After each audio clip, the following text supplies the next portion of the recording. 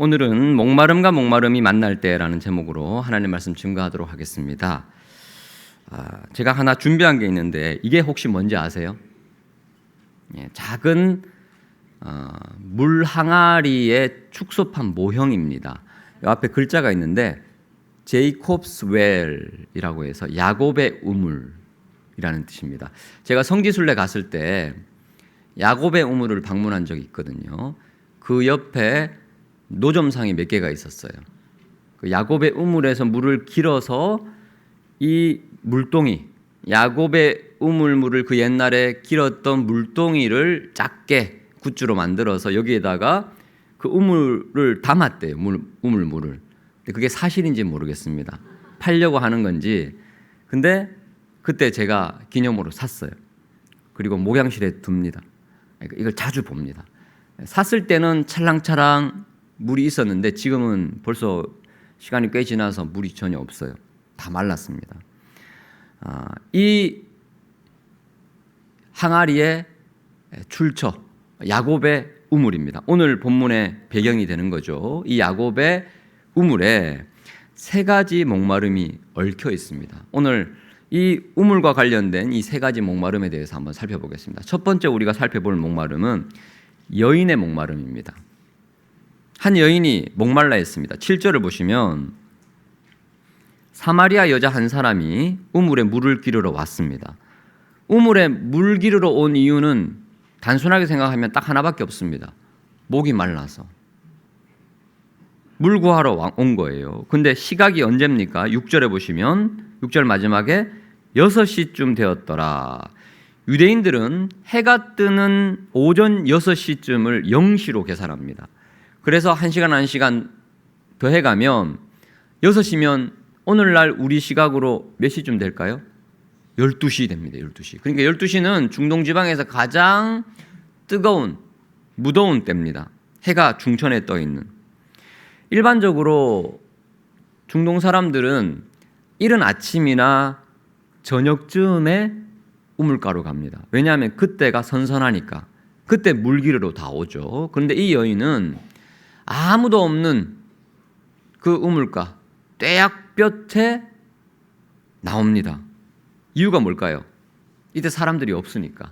사람들의 시선을 피하기 위해서 의도적으로 정오에 사람들이 한 명도 없는 그 순간 물기르러 온 겁니다. 사람들과 마주치기 싫다는 뜻이죠. 이유가 18절에 있습니다. 예수님과 여인의 대화 가운데서 우리는 추측할 수 있죠. 남편이 몇 명이었죠?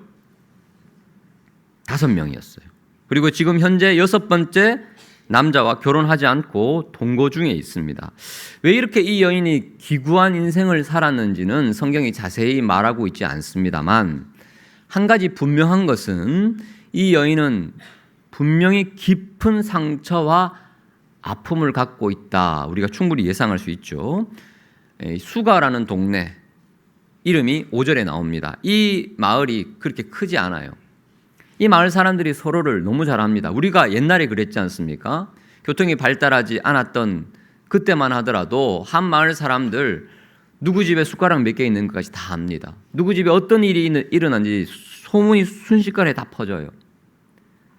5명의 남편이 지나갔고 6번째 남자와 동거하는 이 기구한 운명의 여인의 사정, 동네 사람들이 왜 모를까요? 사람들이 만날 때마다 수근수근 손가락질하고 비난하고 정죄했겠죠. 그리고 때로는 마을 주민이니까 위로한답치고 얘기를 해도 상처가 워낙 많으니까 그게 위로로 들리지 않습니다. 그래서 이 여인은 아무도 없는 한낮에 목이 말라서 우물가로 나온 겁니다. 그런데 이 목마른 게 육체적인 목마름이 아님을 우리는 알 수 있죠. 영혼이 목마른 거예요. 마음이 목마른 겁니다. 돈으로, 명예로, 재미로, 쾌락으로 그 어떤 것으로도 채울 수 없는 그 영혼의 갈급함이 있습니다. 예레미야 2장 13절에 보시면 이 여인의 목마름 그리고 모든 인간의 목마름의 신학적 근거를 제시하고 있습니다. 하나님 뭐라고 말씀하시느냐? 내 백성이 2가지 악을 행하였느니 이건 죄 때문이라는 거예요. 곧 어떤 죄를 지었습니까? 그들이 생수의 근원되는 나를 버렸기 때문이다. 표면적으로 나타나는 어떤 도덕적인 죄는요, 죄의 결과일 뿐입니다. 더 근원으로 찾아가면 생수의 근원 대신 하나님을 버리고 하나님을 떠나면 그게 죄라는 거예요. 생수를 잃어버리면 목이 마른다는 거죠. 자, 그렇다면 대안은 무엇입니까? 생수의 근원 대신 하나님을 떠나서 목마르다면 그 생수를 다시 만나면 됩니다. 13절을 보시겠습니다. 예수님께서 대안을 제시해 주면서 이렇게 말씀하시죠. 예수께서 대답하여 이르시되 이 물을 마시는 자마다 야곱의 우물입니다. 인간이 만들어낸 우물이죠. 이 물을 기르러 여인이 왔는데 이 물을 마시면 또다시 목마를 수밖에 없다. 너의 애씀과 노력, 최선을 다해서 행복하기 위해서 아둥바둥 애쓰는 그 삶, 그거 소용없다. 근본적인 문제를 해결해야 된다. 그게 14절입니다. 같이 읽어보겠습니다. 14절 시작. 내가 주는 물을 마시는 자는 영원히 목마르지 아니하리니 내가 주는 물은 그 속에서 영생하도록 솟아나는 샘물이 되리라. 아멘. 누가 주는 물을 마셔야 돼요? 예수님. 예수님이 주시는 영생, 예수님이 주시는 기쁨, 예수님이 주시는 참된 만족과 안식을 누릴 때에야 우리는 목마르지 않다는 겁니다. 이 여인이 화답합니다. 15절 주여 그런 물을 내게 주사 목마르지도 않고 또 여기 물 기르러 오지도 않게 하옵소서. 그리고 이후에 여인과 예수님의 대화가 계속 이어집니다. 우리가 2주 후에 한번 살펴보도록 하겠습니다. 그 결과를 먼저 한번 보실까요? 28절 보십시오. 여자가 생수 대신 예수님을 만난 이후로 어떤 변화가 일어납니까? 여자가 무엇을 버려두고? 물동이를 버려두고. 여러분, 물동이는요, 물을 마시기 위한 도구잖아요. 물 뜨기 위해서 가지고 왔는데 물동이를 버려둡니다. 이게 어떤 의미죠? 나 더 이상 이 우물물 필요 없다는 겁니다. 왜냐하면 나 생수 만났다는 거예요. 난 더 이상 목마르지 않다는 겁니다. 이 목마름의 문제가 해결됐다는 거예요. 그래서 어떻게 합니까? 물동이를 버려두고 어디로 들어가죠? 동네로 들어가서 사람들에게 말합니다. 사람들의 시선을 피해서 두려움 가운데서 한낮에 우물에 왔던 그 여인이 이제는 사람이 두렵지 않습니다. 대인기피증에서 해결이 돼요. 그리고 기쁨으로 사람들을 만나러 갑니다. 뭐라고 얘기하죠? 29절 내가 행한 모든 일을 내게 말한 그 사람 예수님 그분이 바로 그리스도시다 하고 30절 그들이 동네에서 나와 예수께로 오더라. 전도했어요. 사명자가 됐어요. 와보라 come and see. 그 공포에 질려서 불안함 가운데 두려움 가운데 가슴 떨려 하던 이 여인이 이제는 담대한 전도의 사명자가 된 것입니다. 왜 그렇죠? 행복을 만나니까요. 두려움이 다 사라져요. 그 두려움을 상쇄하고도 남는 기쁨과 희락과 환희가 생수가 그 배에서 넘쳐나는 것입니다. 그러면 그 은혜가 저와 여러분 가운데 있기를 축복합니다. 자, 오늘 본문을 통해서 우리는 두 번째 목마름을 보게 됩니다. 바로 예수님의 목마름입니다. 7절을 보시면 예수님도 목이 마르셨어요. 그래서 예수님이 여인에게 무엇을 만나자마자 요청하시죠? 예수께서 물을 좀 달라 하셨습니다. 목이 마르신 거예요. 근데 단순히 예수님의 육체적인 목마름을 뜻하지 않습니다. 왜냐하면 육체적으로 목마르셨다면 물을 받아서 마셨다는 기록이 있어야 되는데 성경 어디에도 예수님이 물 마셨다는 기록이 없어요. 그러니까 예수님께서 지금 목이 마르니까 물을 좀 달라라는 그 뜻은 예수님 역시 마음의 갈증, 예수님의 마음이 목마르다라는 그런 뜻입니다. 왜 예수님은 그 마음이 목마른 상태일까요? 자, 그 이유를 알기 위해서 3절부터 한번 봐야 되는데요. 3절을 보시면 예수님과 제자들 일행이 유대를 떠나서 갈릴리로 가는 길이었습니다.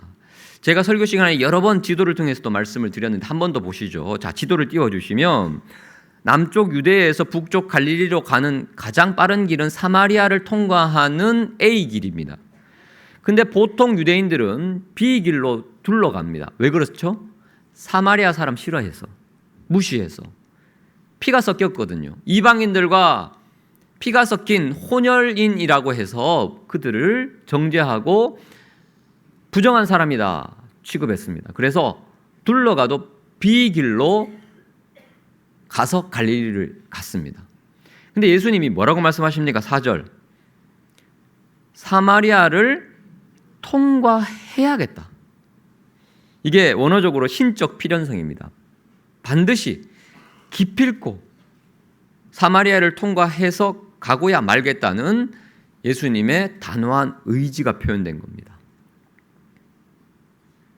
예수님은 아침 일찍 출발하셔서 정오까지 다른 곳이 아니라 야곱의 우물에 반드시 도착해야만 했습니다. 그래서 빠른 걸음으로 아침 일찍 출발하시고 식사도 제대로 하지 않으시고 정오쯤 도착하셨습니다. 한 번도 안 쉬었던 것 같아요. 그래서 6절 보십시오. 피곤하여 우물 곁에 그대로 털썩 주저앉으실 정도로.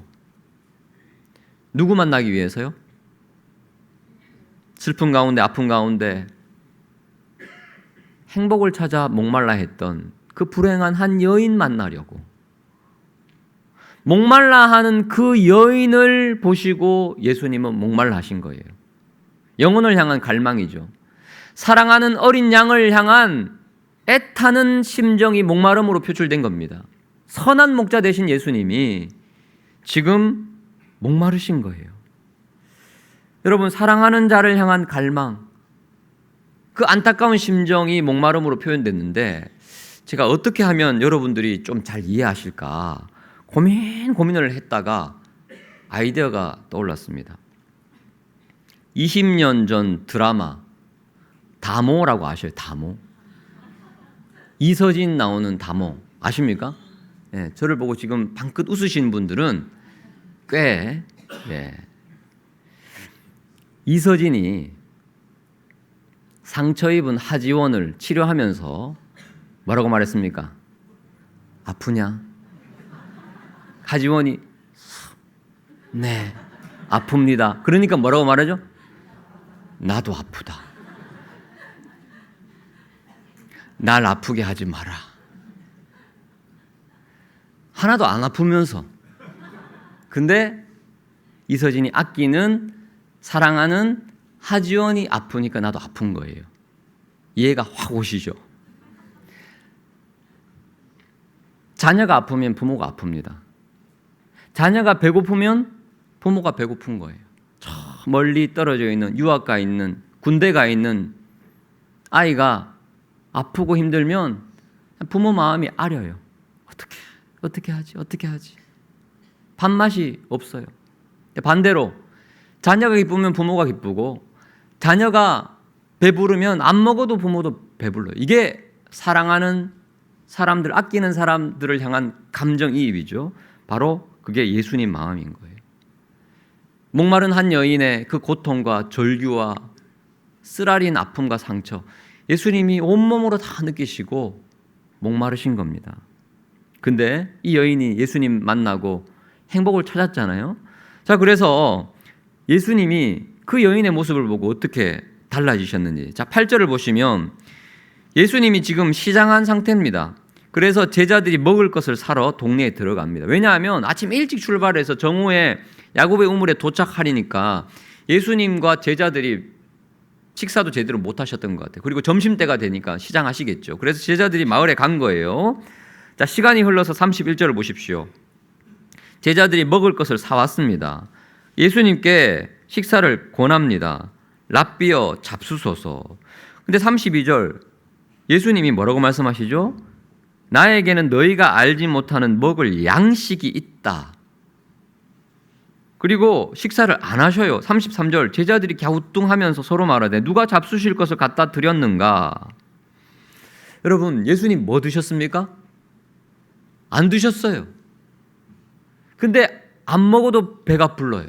왜 그렇습니까? 여인이 기뻐 뛰며 춤추며 마을로 물동이 버려두고 가서 전도하는 그 뒷모습을 보면서 흐뭇해하시면서 안 먹어도 배부른 거예요. 이게 예수님 마음이에요. 그 여인이 아프면 예수님도 아프고, 그 여인이 목마르면 예수님도 목마르고, 그 여인이 행복하면 예수님도 행복한 겁니다. 세 번째 우리가 살펴볼 목마름은 바로 우리의 목마름입니다. 우리의 목마름. 자, 여러분, 오늘 우리가 요한복음 4장을 살펴보고 있는데 지난주에 3장을 봤죠. 3장 지난주 말씀의 주인공 누구였습니까? 니고데모였어요. 자, 니고데모와 4장의 이 사마리아 여인이 굉장히 대조적입니다. 요한복음은 의도적으로 이 두 사람을 나란히 두고 있습니다. 니고데모는 어떤 사람이었습니까? 모든 것을 가진 당대 최고층 남자였어요. 이 여인은요, 모든 것을 잃어버린 당대 최고의 불행한 여자였어요. 니고데모는 유대인이었고 사마리아 여인은 이런 그대로 사마리아 출신 무시받던 여인이었습니다. 극명하게 대조되죠. 왜 이렇게 대조되는 두 인물을 나란히 배치했을까요? 이 사이에 최고위층 사람과 최하층민 그 사이에 우리 모두가 있다는 거예요. 우리도 목마르다는 겁니다. 니고데모도 목이 말랐고 그래서 밤에 예수님을 찾아왔고 사마리아 여인은 목말랐는데 스스로 예수님을 찾아갈 힘도 없었고 능력도 없었어요. 그래서 예수님이 찾아가신 거예요. 공통점은 모든 사람이 목마르다는 사실입니다. 남녀노소, 빈부귀천, 지위고하를 막론하고 모든 인간은 결핍을 느낍니다. 부족함을 느낍니다. 목마름을 느낀다는 거예요. 그래서 우리 역시 물동이를 들고 우물가로 갑니다. 여인처럼 우리도 현대판 6번째 남자들이 있어요. 이 남자면 내 행복해질 거야 라고 생각했던 사마리아 여인처럼 이것만 이루면, 이것만 잡으면, 이 일만 성취되면, 이것만 성공하면, 이번에 승진하기만 하면, 아파트 평수만 늘리면, 자녀가 대학만 가면, 인정만 받으면 우리는 끊임없이 대상을 바꾸면서 6번째 우상을 찾습니다. 하지만 그 우상으로 우리는 진정한 만족 절대 누리지 못합니다. 나의 목마름 드디어 끝났구나. 우리는 절대 그렇게 말 못합니다. 또 다른 목마름이 우리를 기다리고 있기 때문입니다. 이유가 무엇입니까? 창세기 1장 2장에서 인간은 완벽한 만족 가운데 안정감 가운데 평안을 하나님과 누렸어요. 에덴 동산에서. 근데 창세기 3장에서 죄가 인류 안에 들어오면서 하나님과 단절되죠. 에덴 동산에서 쫓겨납니다. 그 순간 목마름을 느끼기 시작합니다. 이 목마름은 하나님을 찾을 때 다시 회복이 되지만 사람들은 하나님을 찾기보다 6번째 남자, 즉 우상 숭배를 합니다. 내가 만들어낸 가짜 신을 자꾸 찾는 거죠. 이것만 쟁취하면, 이것만 이루면, 이것만 성취하면 나는 더 이상 목마르지 않을 거야 라고 착각합니다. 이 반복이 계속되고 악순환이 계속되는 겁니다. 보다 못한 하나님께서 사랑하는 외아들 예수 그리스도를 이 땅에 보내십니다. 생수의 근원 되신 예수님이 높고 높은 하늘 보좌를 버리고 낮고 낮은 이 땅으로 우리를 위하여 오셨습니다. 그리고 십자가 지셨습니다. 십자가에서 이렇게 말씀하십니다. 요한복음 19장 28절 내가 목마르다. 목말라 하는 온 인류를 향해서 예수님이 절규하시는 거예요. 그들을 보니 내가 목마르다. 그리고 십자가에서 운명하시면서 마지막 말씀 19장 30절 다 이루었다 하시고 운명하세요. 다 이루었다. 예수님의 목마름도 끝이 납니다. 언제요? 십자가에서 죽으심으로. 그 예수님의 우리를 위한 십자가에서 죽음을 우리가 믿으면 우리의 목마름도 끝나고 우리 예수님의 목마름도 끝납니다. 사마리아 여인처럼. 우리도 예수님 만나면 예수님 안에 거하면 목마름이 끝나게 될 줄 믿습니다. 오늘 스토리의 배경 우물가죠. 우물가. 이 우물가는 유대인들에게 굉장히 특별한 장소입니다. 창세기 24장에서 신랑 이삭과 신부 리브가가 처음 만나는 장소가 우물가였어요. 창세기 29장에서 신랑 야곱과 신부 라헬이 처음 만난 장소가 우물가였어요. 출애굽기 2장 모세와 십부라가 처음 만난 장소도 우물가였어요. 여기서 만나서 결혼합니다. 우물은 신랑과 신부가 처음 만난 곳입니다. 자, 요한복음 3장 29절 보실까요? 자, 앞장을 보시면 세례 요한이 예수님을 증언하는 구절이 나와요. 누군가가 세례 요한에게 당신이 그리스도냐라고 질문 받았습니다. 내가 그리스도가 아니라라고 얘기하면서 예수님이 그리스도라고 얘기하면서 29절에 뭐라고 말합니까? 신부를 취하는 자는 신랑이다. 신부는 누굽니까? 신랑 대신 예수님이 구원할 한 영혼 한 영혼이 다 신부예요. 저와 여러분이 신부입니다. 신부를 취하는 자는 신랑 예수님인데 나는 누구냐면 신랑의 음성을 듣는 친구와 같은 존재다. 그 신랑과 신부를 연결해주는 사역자라는 거죠. 그 모습을 보고 나는 기쁨이 충만할 것이다. 신랑 대신 예수님이 신부 대신 신부인 성도를 만나 참된 행복을 누리는 그 모습을 보고 나는 기뻐할 거다. 나는 그리스도가 아니다. 나는 이 둘 사이를 연결해주는 친구와 같다라고 고백해요. 이 신랑 신부 이야기가 나온 다음에 4장 우물 얘기가 나와요. 그러니까 이것은 구약의 배경을 아는 사람은요, 하나님의 놀라운 섭리로 신랑 대신 예수님이 신부인 우리를 만나러 오시는 장면과 똑같다고 해석할 수 있습니다. 오늘 우리가 4장에 살펴봤던 야곱의 우물가에 신랑과 신부가 있죠. 신부는 누굽니까? 5번 잘못된 신랑에게서 버려지고 6번째 남자에게도 이제 버려질지도 모르는 불행한 신부가 나옵니다. 그런데 그녀를 찾아온 7번째, 완전수죠. 7번째 찾아오신 분이 계십니다. 실패를 거듭하고 절망하고 고개 떨구고 있던 신부에게 참된 신랑 대신 예수님이 찾아오신 겁니다. 참된 신랑이신 예수님은 결코 이 여인을 버리지 않을 겁니다. 포기하지 않을 겁니다. 그토록 찾았던 안정과 평안과 행복을 이 신랑은 주실 겁니다. 이 사마리아 여인은 누굽니까? 이름이 나와 있지 않잖아요. 우리 이름 넣으라는 거예요. 바로 우리가 그 여인이라는 겁니다. 바로 이 4장의 모습은 우리와 예수님의 모습입니다. 제가 야곱의 우물에서 이 작은 물동이 모형을 산 이유가 있습니다. 목양실에 두고 틈틈이 봅니다. 이 물동이는 지금 비어 있습니다. 물이 말랐습니다. 인간이 집어넣은 물은 어떻게든 마릅니다. 터진 웅덩이와 같습니다. 저는 이것을 보면서 내가 누구를 지속적으로 바라봐야 되느냐 늘 묵상합니다. 생수의 근원 대신 주님을 바라볼 때 우리는 참된 만족과 참된 평안을 누릴 수 있습니다. 혹시 내가 세상의 헛된 물을 찾고 있지는 않은가? 내 스스로 웅덩이를 만들어 물을 가두려 하지 않는가? 우리는 돌아봐야 됩니다. 내 인생의 목마름은 예수님 안에서만 해결될 수 있음을 기억하시기를 축원합니다.